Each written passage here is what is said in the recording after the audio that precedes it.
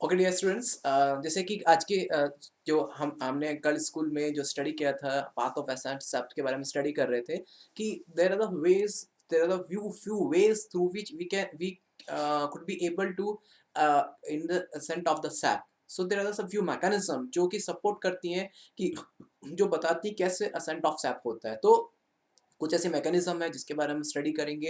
Actually ये जो mechanisms है वैरायटी ऑफ साइंटिस्ट ने डिफरेंट डिफरेंट तरीके से इसको प्रपोज किया था, लेकिन कौन सी मैकेनिज्म सबसे बेस्ट थी ये भी हम देखेंगे। सो इसके लिए मैंने आपसे अभी कल हमने डिस्कस किया था कि कैसे सैफरनिन को यूज किया गया था लिग्निफाइड टिश्यू के स्टेनिंग के लिए। तो सबसे पहले क्या किया है कि एक प्लांट लिया जिसका नाम था बाल्सम। उस बाल्सम की रूट के साथ में, एक्चुअली वर्ड गलत है, the cut of root of balsam plant immerse into a like, सबसे पहले एक्चुअली है कि उसके रूट के साथ में उसको निकाला, then it immerse into the solution of a safranin for 2 or more hours। जब सैफरन के सॉल्यूशन में डाला तो after some time what they watch कि जो आपका सैफरन सॉल्यूशन होता है they started to be move up. तो जैसे ही वो ऊपर की तरफ मूव करना शुरू करता है तो देखा उसकी जो लीफ के पॉइंट तक, अपेक्स तक, लीफ के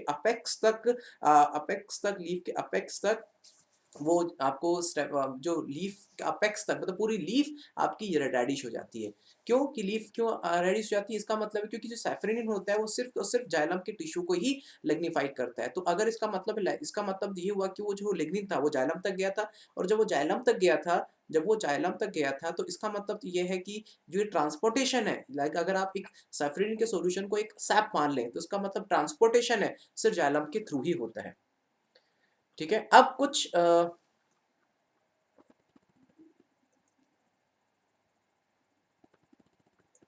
अब कुछ ऐसी मैकेनिज्म है जो बेसिकली कुछ ऐसे मैकेनिज्म है जो कि एसेंट ऑफ सैप के लाइक एसेंट ऑफ सैप को रिप्रेजेंट करती हैं। कि बहुत सारे ऐसे मैकेनिज्म है जो एसेंट ऑफ सैप को रिप्रेजेंट करने की कोशिश करती है और उनको रिप्रेजेंट करवाया गया था कि सब साइंटिस्ट ने अपना अपना तरीका बताया कि कैसे कैसे एसेंट ऑफ सैप होता है। तो हम जैसे कि जो कि क्या होता है कि जो एसेंट ऑफ सैप होता है it is always take place against gravity. तो बहुत सारे ऐसे हाइपोथेसिस आए थे, बहुत सारे ऐसे कॉन्सेप्ट आए थे जो कि अलग अलग कैटेगरीज के अंदर डिवाइड किए गए। तो सबसे पहला कैटेगरी जो आया था वो था वाइटल फोर्स थ्योरी, जिसमें फिर आया आपका रूट प्रेशर थ्योरी और फिर आया फिजिकल फोर्स थ्योरी। तो वाइटल फोर्स थ्योरी था, इसमें बताया गया था केवल लिविंग सेल्स ही पार्टिसिपेट करती हैं। तो बेसिकली जो ऐसा बताया साइंटिस्ट ने कि जो एसेंट ऑफ सैप होता है उसके अंदर सिर्फ लिविंग सेल ही पार्टिसिपेट करती हैं। ठीक है, फिर आया, पहले ध्यान रखिएगा, पहले वाइटल फोर्स थ्योरी देखेगा, फिर उसके बाद हम पढ़ते हैं physical force theory. Physical force theory में बताया केवल नॉन लिविंग सेल ही पार्टिसिपेट करती है, कि जो नॉन लिविंग सेल्स होती है केवल यही पार्टिसिपेट करती है। लेकिन बाद में फिजिकल फोर्स थ्योरी के बाद में चेंज हुआ। फिर आया फिर रूट प्रेशर थ्योरी जो थी आपकी, रूट प्रेशर थ्योरी में बताया कि लिविंग सेल्स के साथ साथ फिजिकल फोर्स भी इसमें कंट्रीब्यूट करते हैं। लेकिन एग्जैक्टली कैसे हुआ था मैं बताता हूँ आपको। सबसे पहले वाइटल फोर्स थ्योरी आई, फिर आपका रूट प्रेशर थ्योरी आई, और फिर फिजिकल फोर्स थ्योरी आई। क्योंकि जो वाइटल फोर्स थ्योरी जो ऑलमोस्ट गलत थी। ठीक है, ये ऑलमोस्ट गलत थी।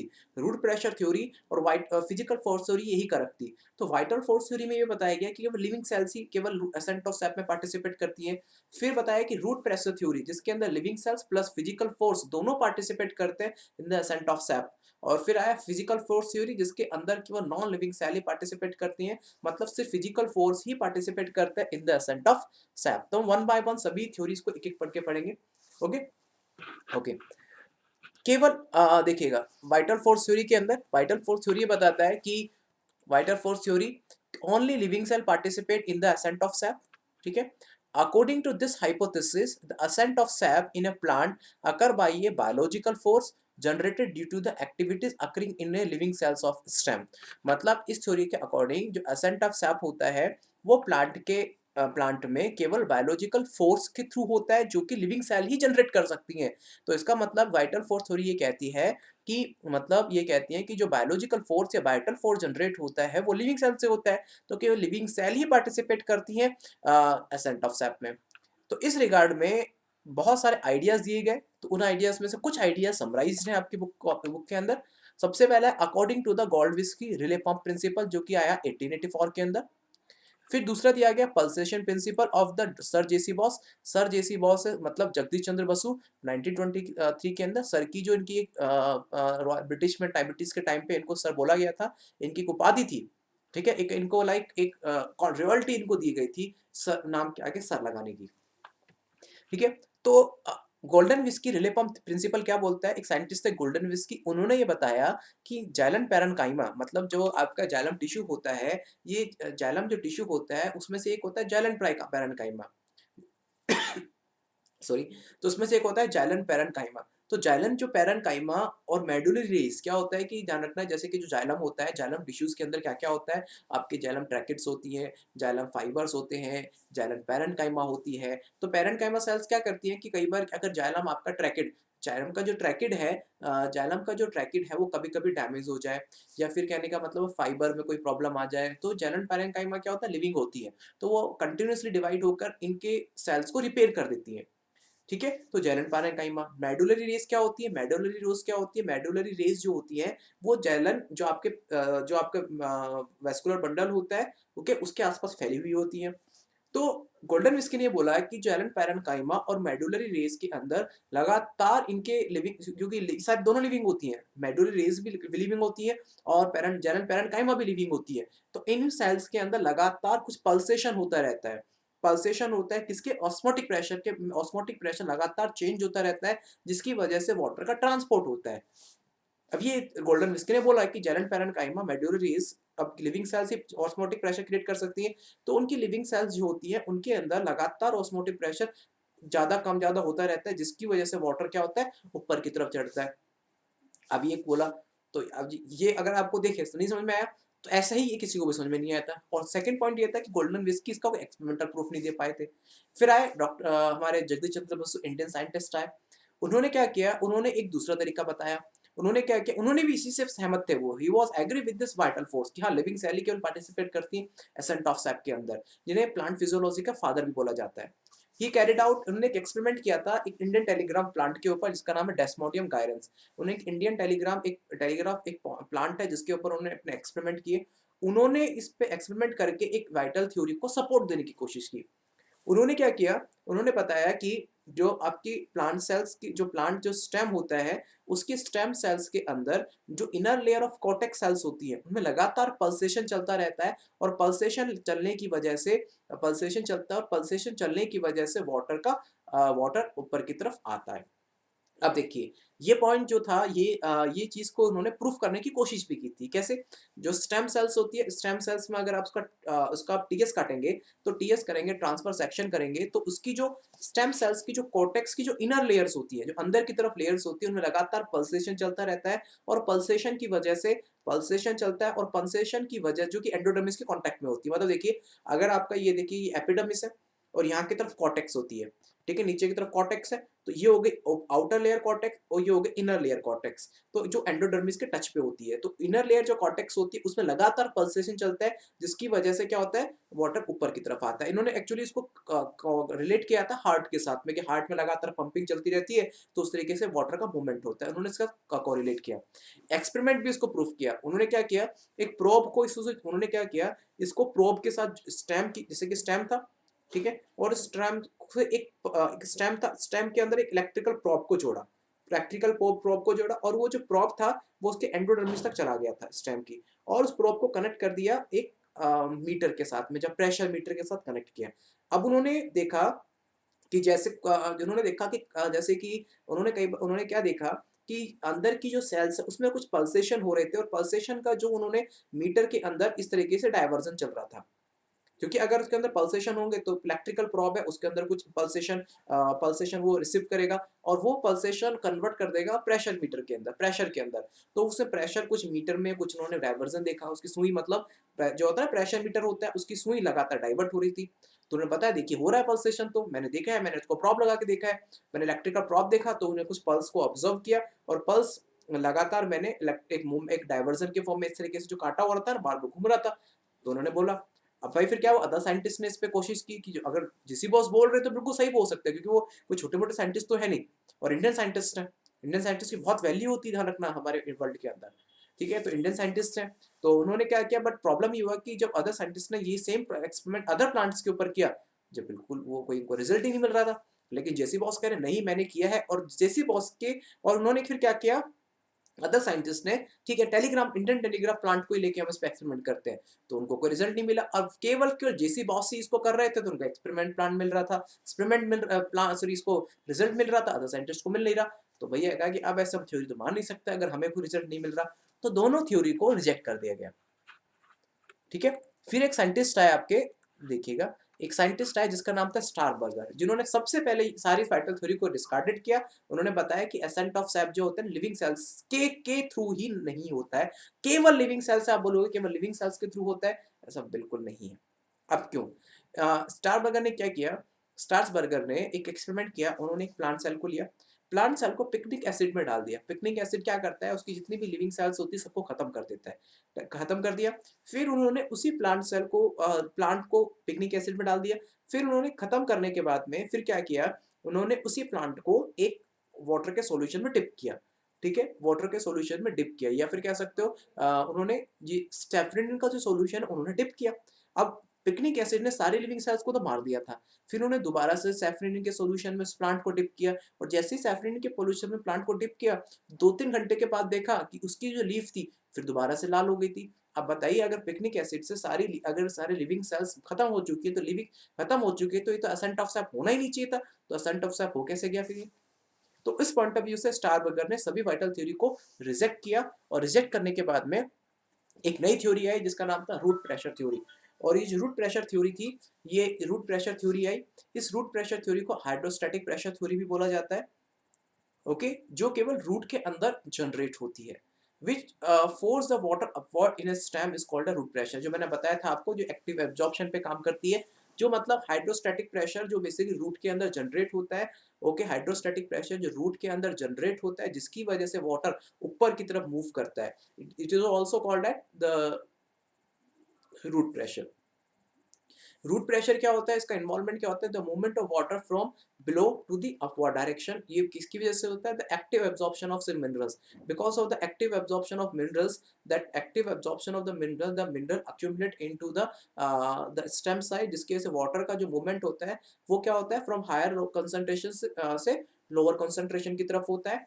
ठीक है, तो इसकी वजह से अब जब होता है, तो उसकी वजह से क्या होता है कि जो जितने भी आपका जो वाटर होता है कंटिन्यूअसली ऊपर की तरफ जाना शुरू कर देता है, क्योंकि जो रूट प्रेशर काम कहाँ करता है, जब ट्रांसपिरेशन की रेट सबसे कम होती है। अब जब ट्रांसपिरेशन वर्क कर ही नहीं रहा है, वैक्यूम जनरेट ही नहीं हो रहा है, तो क्या है, वाटर को तो आपको हायर एक पॉजिटिव प्रेशर देकर ही ऊपर उठाना पड़ेगा।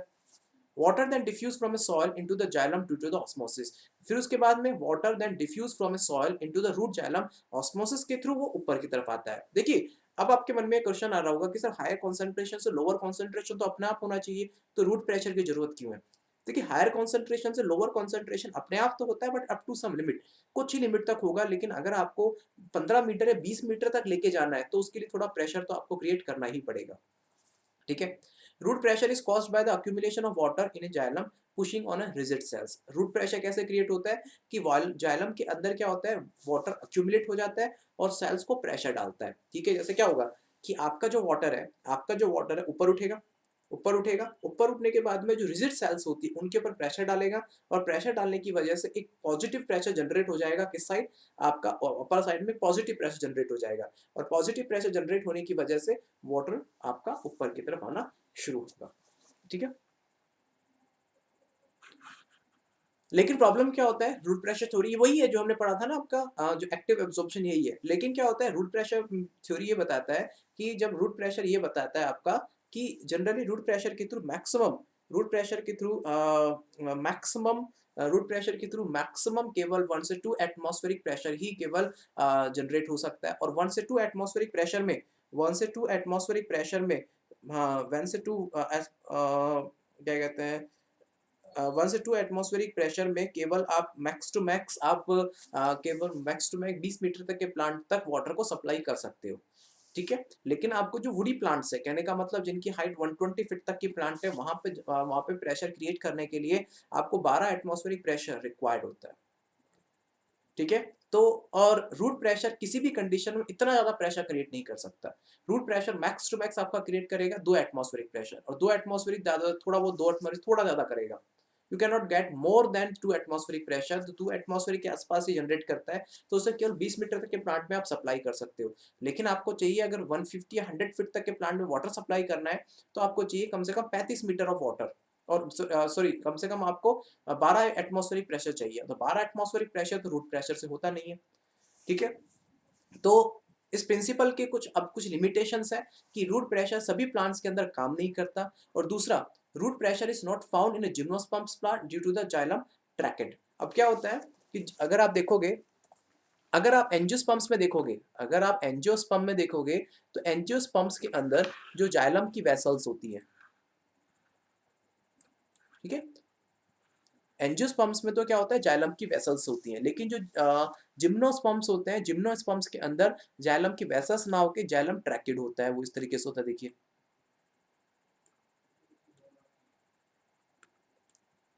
मतलब ऐसे टुकड़ों में होता है, और जब टुकड़ों में होगा तो क्या रूट प्रेशर जनरेट हो पाएगा?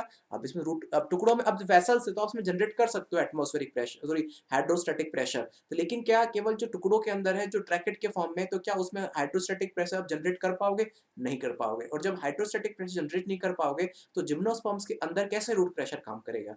So it was also confusion. देखिए, आपके सामने एग्जांपल है, उन्होंने क्या किया, एक्सपेरिमेंट है, डेमोन्स्ट्रेशन कैसे किया। जैसे उन्होंने क्या किया, एक उन्होंने यहाँ पे एक पॉट लिया, उस पॉट के अंदर उन्होंने एक प्लांट को यहाँ पे लगा दिया। प्लांट को जब उन्होंने लगाया तो ऊपर की तरफ उन्होंने वाटर फिल कर दिया, और वाटर को कनेक्शन कर दिया उन्होंने एक मर्करी ट्यूब से, ठीक है, मर्करी ट्यूब से कर दिया, देखिए मर्करी ट्यूब से कर दिया। उन्होंने क्या किया, इस पॉट के अंदर, इस पॉट के अंदर सॉइल भरा, सॉइल के अंदर वाटर भरा। अब अगर इसके अंदर रूट प्रेशर होगा, अगर देखिए इसके अंदर रूट प्रेशर जनरेट होगा, तो रूट प्रेशर जनरेट होने से क्या होगा, रूट प्रेशर जनरेट होगा तो होगा क्या कि ये इसके वजह से वाटर ऊपर उठेगा, वाटर ऊपर उठेगा, और जब वाटर ऊपर उठेगा, तो कि अगर वाटर ऊपर आएगा तो ये किस पे प्रेशर डालेगा, इस वाटर पे प्रेशर डालेगा, और जब इस वाटर पे प्रेशर डालेगा, तो इस प्रेशर वाटर डालने से इस पर प्रेशर डालेगा, और ये जो मर्करी का कॉलम होता है ये ऊपर की तरफ उठेगा। तो इस एक्सपेरिमेंट से हमें ये पता चल जाता है कि इसमें रूट प्रेशर काम कर रहा है। फिर देखिए कि आपके अगर पोट के अंदर जो वाटर है, ये वाटर क्या होगा, ऊपर की तरफ उठेगा। तो अब क्या, अगर वाटर, अगर कोई प्लांट वाटर एब्सॉर्ब कर रहा है, तो वाटर ऊपर की तरफ जाएगा। उन्होंने सिर्फ स्टेम को कनेक्ट किया है और कुछ नहीं किया। फिर स्टैम्प से उन्होंने एक वाटर की पाइपलाइन को कनेक्ट कर दिया। अगर वाटर ऊपर की तरफ आएगा तो इसके ऊपर प्रेशर डालेगा, जब इसके ऊपर प्रेशर डालेगा तो ये किसके ऊपर डालेगा, मरकरी के ऊपर, तो मरकरी का लेवल ऊपर उठेगा। So that is the root pressure theory, ठीक है।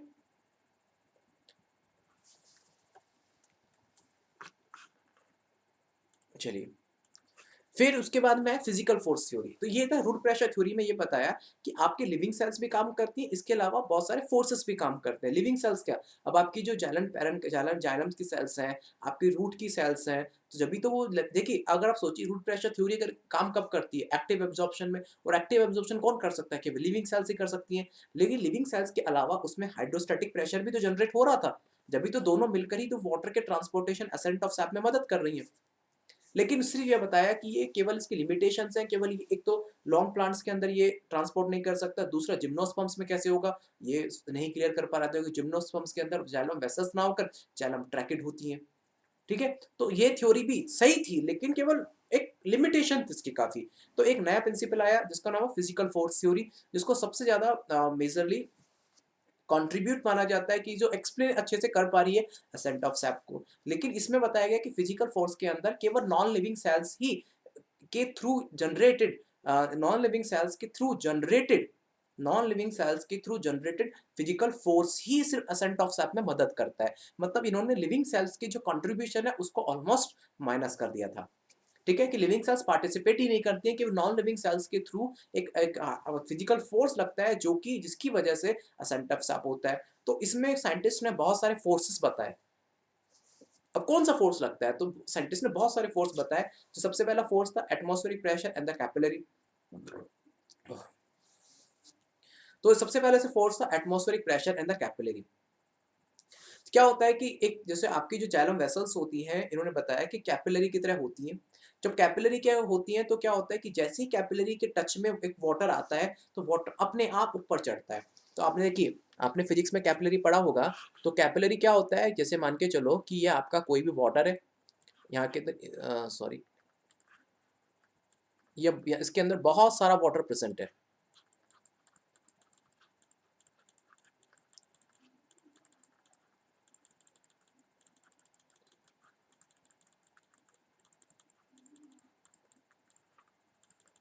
ठीक है, इसके अंदर बहुत सारा वाटर प्रेजेंट है। तो आपने क्या किया कि क्या कहते हैं, आपने क्या किया यहाँ पर, कैपिलरी को आपने क्या किया कि आपने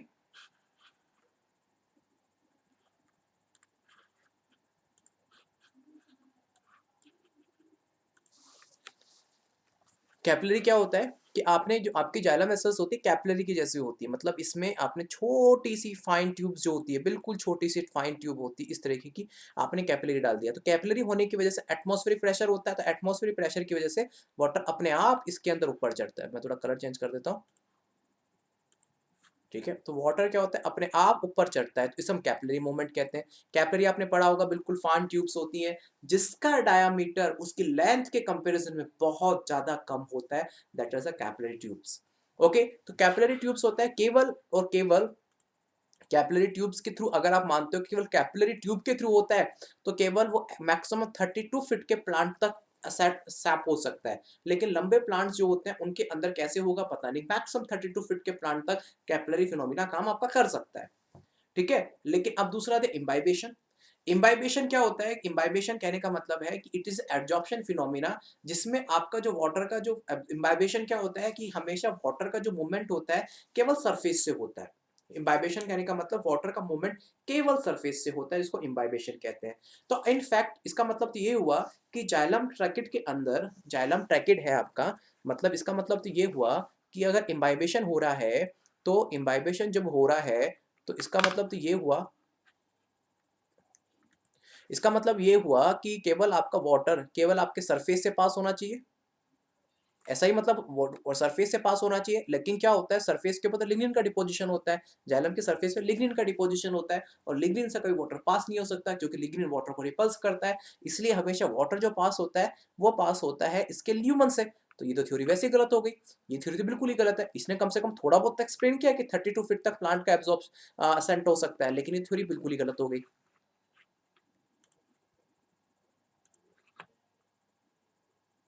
फिर आई फिजिकल फोर्स थ्योरी, जिसके अंदर मोस्ट कॉमन जो प्रिंसिपल मानी जाती है, डिक्सन और जोली ने 1984 के अंदर प्रेजेंट किया था।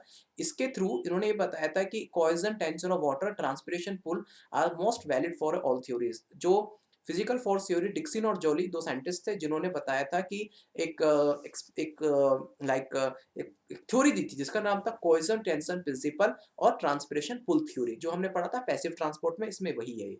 तो जितने भी लॉन्ग प्लांट्स हैं, जो बड़े-बड़े प्लांट्स हैं, उनमें कैसे वाटर का ट्रांसपोर्टेशन हो सकता है, तो उसके लिए डिक्सन और जोली, 2 साइंटिस्ट थे डिक्सन और जोली, जिन्होंने सबसे पहले कोहेजन टेंशन प्रिंसिपल और सरफेस और ट्रांसपिरेशन पुल थ्योरी मैकेनिज्म उन्होंने दिया था। उन्होंने बताया था वाटर का जो ट्रांसपिरेशन, जो वाटर का जो असेंट ऑफ सैप होता है, असेंट ऑफ सैप, कोहेजन और एडेसिव फोर्स और आपके ट्रांसपिरेशन पुल के थ्रू हो सकता है, जिसके अंदर केवल और केवल आपके ये नॉन लिविंग सेल्स के थ्रू जनरेटेड ही सिर्फ फोर्स लगता है। देखिएगा,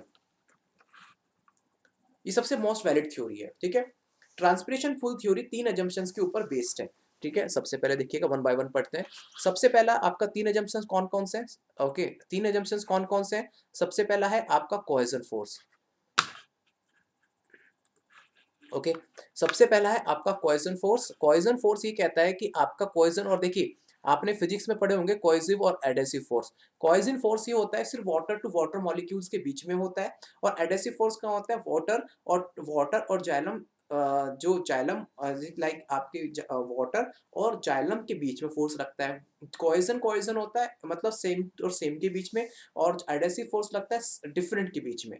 अब क्या होता है कि जब कोहेजन फोर्स क्या होता है कि जो वाटर और वाटर मॉलिक्यूल्स के बीच में फोर्स लगता है उसको हम कोहेसिव फोर्स कहते हैं, और जो कोहेसिव फोर्स की लगने की वजह से वाटर का एक कॉलम बन जाता है, और इस कॉलम जो जनरली ये जो कॉलम की वजह से वाटर 350 एटमॉस्फेरिक प्रेशर तक जनरेट कर सकता है। तो मैग्नीट्यूड ऑफ कोहेजन जो फोर्स होता है वो 350 एटमॉस्फेरिक प्रेशर होता है।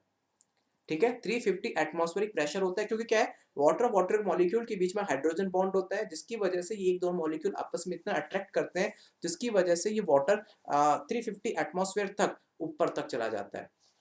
350 एटमॉस्फेरिक प्रेशर तक ये वाटर ऊपर की तरफ मूव करता है। एडहेसिव फोर्स क्या होता है? ये फोर्स लगता है वाटर मॉलिक्यूल और जाइलम के बीच में, तो जिसकी वजह से क्या होता है, ये देखिए आपने पढ़ा होगा कोहेसिव और एडहेसिव फोर्स। कोहेसिव होता है दो सेम के बीच में और एडहेसिव होता है एक दो डिफरेंट के बीच में। तो कोहेसिव कोहेसिव किसके बीच में हुआ? वाटर वाटर मॉलिक्यूल्स के बीच में हुआ, जिसकी वजह से 350 एटमॉस्फेरिक मैग्नीट्यूड प्रेशर क्रिएट होता है। और जो आपका एडहेसिव फोर्स था वो लगता है वाटर मॉलिक्यूल और जाइलम के बीच में, जिसकी वजह से क्या होता है, वाटर फॉर्म जो वाटर कॉलम की कंटिन्यूटी मेंटेन होती है जाइलम ट्रैकिड में।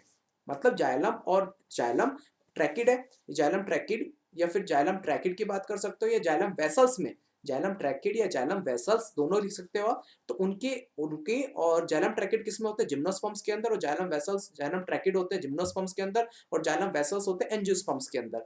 तो जाइलम जो वेसल्स है, जाइलम वेसल्स और वाटर के बीच में इतना ज्यादा लाइक इतना फोर्स लगता है, इतना कोहेसिव एडहेसिव फोर्स लगता है, जिससे वाटर की कंटिन्यूटी हमेशा मेंटेन रहती है, वाटर कॉलम की कंटिन्यूटी मेंटेन रहती है।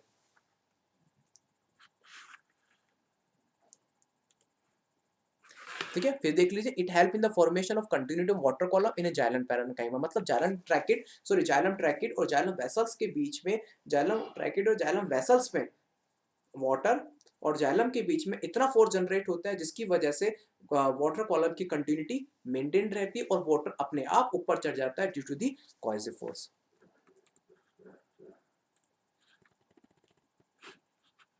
ठीक है, एडहेसिव फोर्स के बारे में और कुछ काफी चीजें जानने के लिए, it is required for maintaining the continuity of water column, even there are the many force which will break the water column continuity. ठीक है, मतलब ऐसे ध्यान रखना कि ऐसे बहुत सारे ऐसे फोर्स हैं जो कि आपके एडहेसिव फोर्स को कम कर सकते हैं। कैसे? वेट ऑफ वाटर, कई बार होता है कि पानी का वेट इतना ज्यादा होता है तो कॉलम की कंटिन्यूटी, वाटर कॉलम की कंटिन्यूटी नहीं मेंटेन हो पा सकती। दूसरा, कई बार क्या होता है, जब वाटर ट्रांसलोकेट होता है तो फ्रिक्शन फोर्स लगता है नीचे की तरफ, तो ये ट्रांसलोकेट करता है, मतलब रेजिस्टेंस फोर्स प्रोड्यूस होता है ट्रांसलोकेशन में। ठीक है, एयर स्पेसेस प्रेजेंट होते हैं, जो वाटर मॉलिक्यूल्स के बीच में कुछ एयर स्पेसेस प्रेजेंट होते हैं, जिसकी वजह से क्या होता है, एयर स्पेसेस जो प्रेजेंट होते हैं और एयर स्पेसेस प्रेजेंट होने की वजह से कोहेसिव फोर्स कम हो सकता है। बिल्कुल सही है अपनी जगह कि कई बार देखिए वाटर का अगर फोर्स ज्यादा है तो वाटर की कंटिन्यूटी मेंटेन नहीं होगी, रेजिस्टेंस प्रोड्यूस हो सकता है, और उसके बीच में वाटर मॉलिक्यूल के बीच में कुछ एयर स्पेसेस प्रेजेंट होंगे, जिसके रेजिस्टेंस की वजह से आपका कोहेसिव फोर्स कम हो सकता है। लेकिन इन सब का भी अगर आप तीनों का अगर आप मैग्नीट्यूड मान लो तो मैक्सिमम होता है 50 मीटर, 50 एटमॉस्फेरिक का, एटीएम का। मतलब इन रेजिस्टेंस का जो टोटल फोर्स होता है, जो टोटल मैग्नीट्यूड फोर्स होता है वो होता है 50 एटमॉस्फेरिक। ठीक है, अब और इसका कितना हो रहा था? 350। तो मतलब सिर्फ कोहेजन ही 350 मेंटेन करने के लिए कैपेबल है। अगर आप उसमें से 50 माइनस भी कर लो, जब भी 3 एटमॉस्फेरिक प्रेशर जनरेट हो सकता है प्लांट के अंदर। ठीक है, since cohesion force is much greater than the resistance force, क्योंकि रेजिस्टेंस फोर्स कितना प्रोड्यूस हो रहा है? सिर्फ 50 एटमॉस्फेरिक प्रेशर जनरेट हो रहा है, और कोहेसिव फोर्स कितना? 350। चलो 50 माइनस भी कर लो, जब भी 300 तो है ना, it is sufficient to maintain a column of the water. ठीक है, the cohesion and adhesive create a tension within xylem that help to the water the move upside। मतलब ये दोनों फोर्स मिलकर, कोहेसिव और एडहेसिव दोनों फोर्स मिलकर water के कॉलम की इतनी, वाटर कॉलम के अंदर इतनी टेंशन जनरेट करके रखते हैं, जिससे कि वाटर अपने आप ऊपर चढ़ने लग जाता है। ट्रांसपिरेशन पुल, ये आपने पढ़ा ही है ट्रांसपिरेशन पुल, जो कि इसका सबसे बेस्ट फिनोमिना है। ट्रांसपिरेशन पुल क्या होता है? It is a suction force generated by the leaf due to the loss of the water potential. क्या होगा कि आपको मैंने बताया कि जब क्या होता है कि जब लीफ में वाटर की कमी होती है तो क्या होता है, वाटर पोटेंशियल जनरेट होता है, और जिसकी वजह से उनकी सेल्स का ऑस्मोटिक प्रेशर इंक्रीज हो जाता है, तो धीरे धीरे वाटर नीचे से ऊपर की तरफ चढ़ने लगेगा। और that leaf when in turn draw the water from A xylem of main stem. जो लीफ की जो वेन होती है वो क्या करती है, जाइलम के वेसल से वाटर को सक करती है, तो जिसकी वजह से क्या होता है, जो स्टेम का जाइलम होता है उसमें कमी पड़ जाती है। अब धीरे धीरे क्या करता है, वो रूट से पानी खींचता है। तो इसी तरीके से हम लॉन्ग प्लांट तक वाटर की सप्लाई कर सकते हो। और that negative pulling pressure is exerted by the all leaves on the xylem of stem, that combining pulling pressure is called the transpiration pull। समझ में आ गया? तो ट्रांसपिरेशन, ध्यान रखना आप एक चीज याद रखना, ये तीन ऐसे फोर्स है, मतलब ट्रांसपिरेशन पुल को जो जनरेट करते हैं, तीन ऐसे मैकेनिज्म है। कोहेसिव मैकेनिज्म है, एक एडहेसिव फोर्स है, और दूसरा कौन सा हो गया? ट्रांसपिरेशन पुल, जो जो मैक्सिमम प्लांट्स के अंदर इसी तरीके से वाटर का ट्रांसपिरेशन, जो वाटर का मूवमेंट होता है। तो The transpiration driven ascent of xylem sap depend mainly on the physical property of water. ठीक है, जो लाइक कहने का मतलब है, जो ट्रांसपिरेशन होता है वो केवल कुछ वाटर की कुछ फिजिकल प्रॉपर्टीज के ऊपर डिपेंडेंट होता है। सबसे पहला कोहेसिव, जो मैंने बताया ना, सारे इसके अंदर काम आएंगे, ट्रांसपिरेशन पुल के अंदर तो सारे काम आ रहे हैं। पहला कोहेसिव, दोबारा सबको रिपीट कर रहे हैं। कोहेसिव, जो कि वाटर वाटर मॉलिक्यूल्स के बीच में एक फोर्स लग रहा है। एडेसिव, वाटर मॉलिक्यूल और जाइलम की सरफेस के बीच में एक फोर्स लगता है। ठीक है, मतलब एक अट्रैक्शन फोर्स होता है। ठीक है,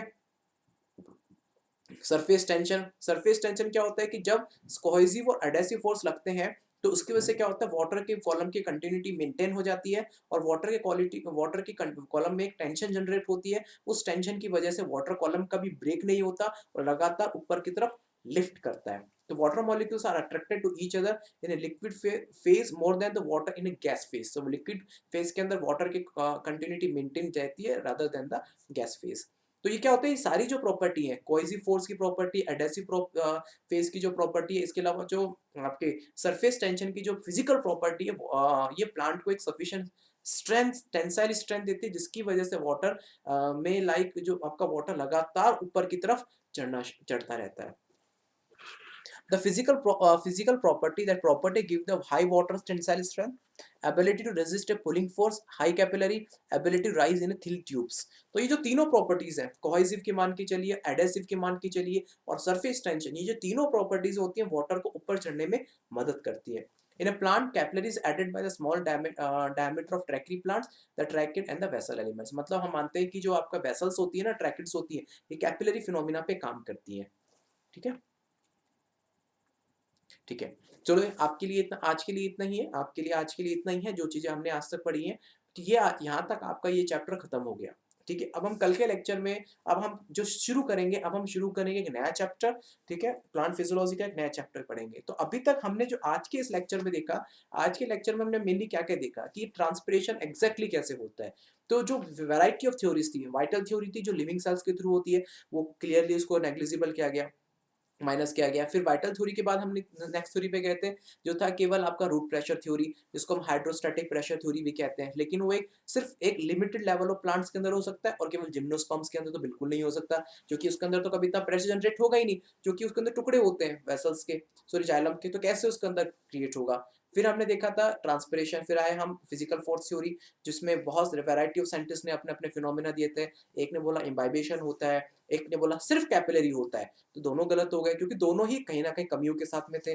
तो फिर डिक्सन और जोली का ट्रांसपिरेशन पुल थ्योरी आया, जिसने बताया कि 3 इंपॉर्टेंट फोर्सेस होते हैं ट्रांसपिरेशन पुल करने के लिए, कोहेसिव फोर्स, एडेसिव फोर्स और ट्रांसपिरेशन तो पुल अपने आप है ही। तो 3 इंपॉर्टेंट चीजें होती हैं जिसके से वाटर को ट्रांसमिट कर सकते हैं, मतलब आप ऊपर की तरफ लिफ्ट कर सकते हैं। तो कोहेसिव और एडेसिव होने की वजह से क्या होता है, वाटर कॉलम के अंदर एक टेंशन मेंटेन होती है, उस टेंशन की वजह से वाटर अपने आप मूव करना शुरू कर देता है। ठीक है, तो इससे क्या होता है कि हाई कैपिलरी एक फिनोमिना होते हैं, जिसके अंदर वाटर अपने आप नीचे से ऊपर की तरफ मूव करता है। सो यहाँ तक हमारा कंटेंट पूरा हुआ। अब हम प्लांट फिजियोलॉजी का एक नया चैप्टर शुरू करेंगे, जिस चैप्टर में हम देखेंगे और कौन कौन से अच्छी चीजें हम पढ़ सकते हैं। तो यहाँ तक आपका कंटेंट पूरा हो गया। अब नेक्स्ट क्लास में हमसे कुछ क्वेश्चन सॉल्व करेंगे और एक नए चैप्टर की तरफ आगे मूव करेंगे। Okay, thank you.